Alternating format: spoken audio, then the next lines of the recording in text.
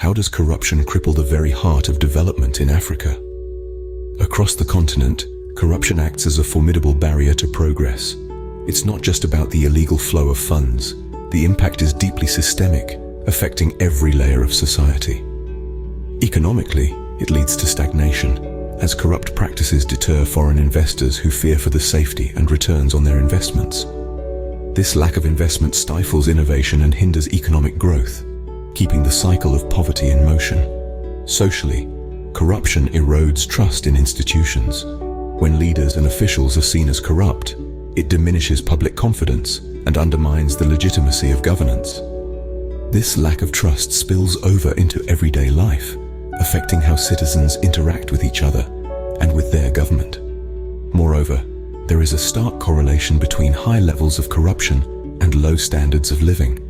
In regions where corruption is rampant, resources that could have improved infrastructure, healthcare, and education are misappropriated, exacerbating inequality and hardship. The evidence is clear. Corruption is an enemy of progress, draining resources and hope from millions. Yet, amidst widespread challenges, some nations like Seychelles and Rwanda shine as beacons of hope. Seychelles, an archipelago in the Indian Ocean, has taken significant strides in curbing corruption. The establishment of the Anti-Corruption Commission of Seychelles in 2016 marked a pivotal turn in its judicial landscape. This body is empowered to investigate corruption cases independently, without government interference, ensuring that justice is served impartially. Furthermore, Seychelles has enhanced transparency in government procurement processes. This initiative requires all government transactions to be public and undergo rigorous scrutiny, reducing the chances of corrupt dealings significantly. Moving to Rwanda, this East African nation has been a poster child for transformation. After grappling with devastating conflict in the 90s, Rwanda has rebuilt itself with a strong focus on governance and anti-corruption measures. The Rwandan government has instituted a policy of zero tolerance towards corruption, supported by a robust legal framework. The Office of the Ombudsman in Rwanda is a key institution in this framework, actively investigating and prosecuting corruption cases. Rwanda's approach extends beyond institutions. It encompasses a cultural shift towards transparency and accountability. Regular audits and public declarations of assets by government officials are now the norm, promoting a clean administration. Both Seychelles and Rwanda have shown that political will is crucial in the fight against corruption. Leaders in these countries have not only enacted strong laws, but also remained committed to enforcing them. This commitment is evident in their consistent rankings on global corruption indices, where they often outperform many other nations. These examples of Seychelles and Rwanda highlight a critical point. The battle against corruption can be won with concerted efforts and the right strategies. By prioritizing legal integrity and institutional robustness, these countries have managed to create systems that deter corrupt practices effectively.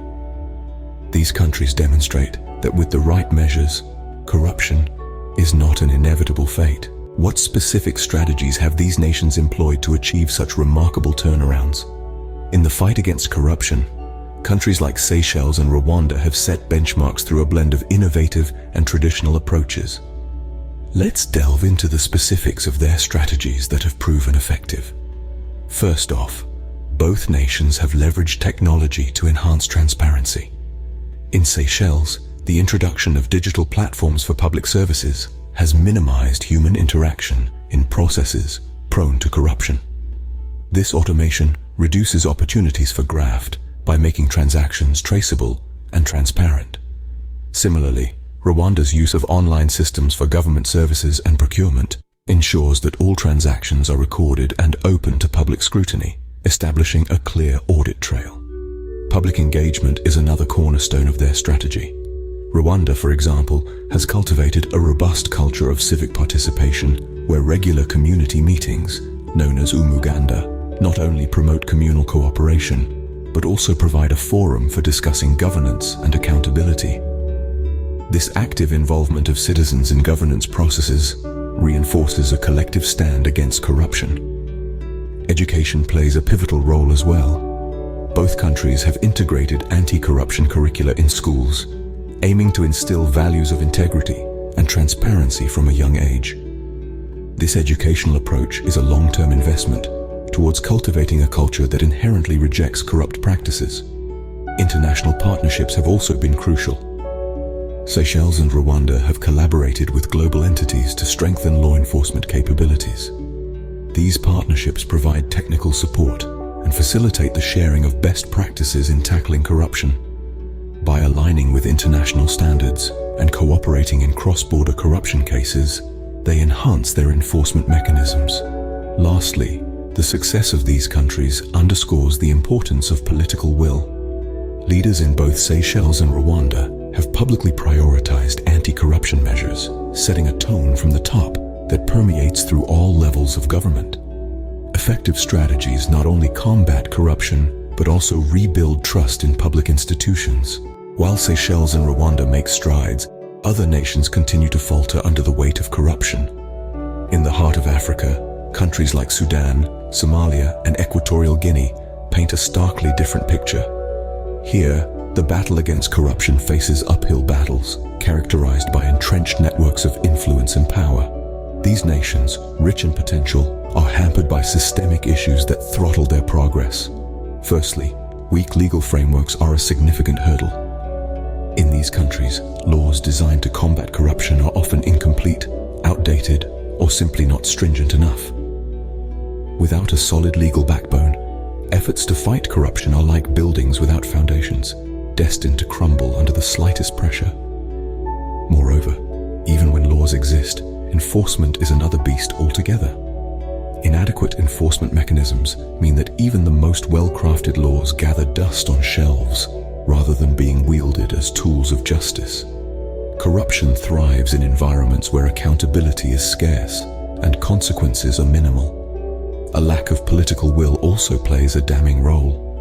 Leadership in these nations often lacks the commitment to genuinely tackle the graft that pervades their systems.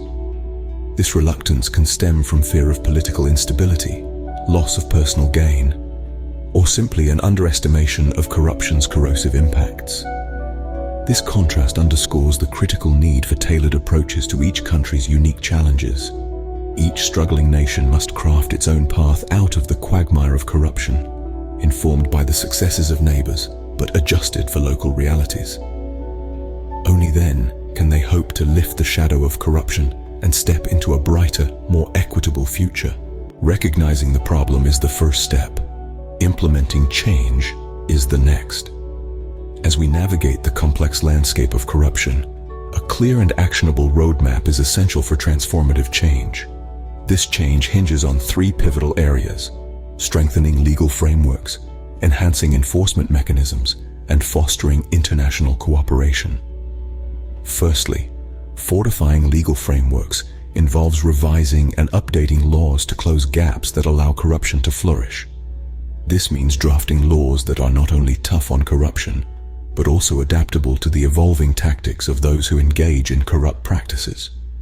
Laws need to be clear, comprehensive, and most importantly, enforceable. Secondly, enhancing enforcement mechanisms is critical. It's not enough to have strong laws on paper. The real challenge lies in their implementation. This requires well-resourced and independent institutions capable of enforcing these laws without prejudice or interference.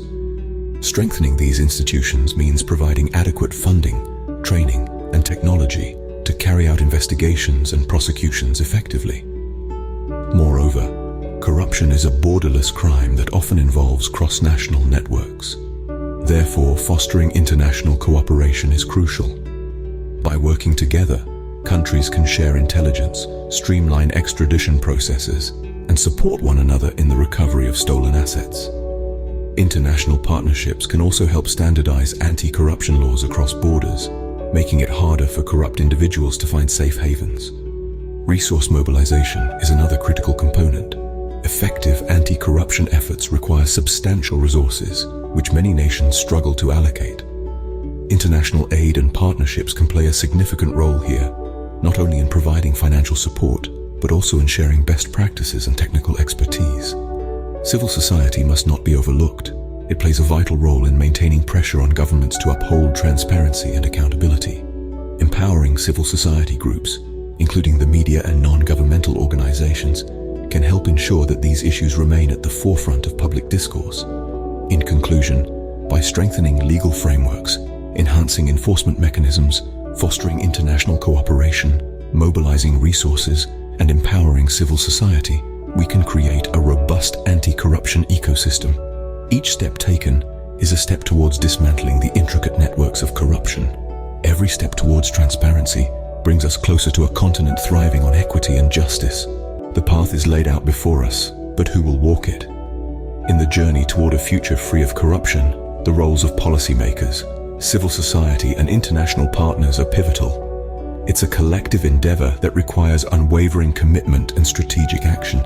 Imagine a continent where every resource is used for its intended purpose, where development is not a mere dream, but a visible, achievable reality. This isn't just aspiration, it's a necessary path to securing the prosperity of Africa. The urgency to act cannot be overstated. Every moment lost to inaction is a disservice to the millions who face the daily realities of corruption's consequences. It is not merely about improving rankings on transparency reports, but about real, tangible impacts on lives. Schools that could be built, roads that could be repaired, and healthcare services that could be vastly improved, all hinge on our ability to curb the corrosive effects of corruption. To the policymakers, it is imperative to strengthen legal frameworks and enforcement mechanisms, ensure that laws are not only on paper, but are actively implemented, and that justice is served impartially.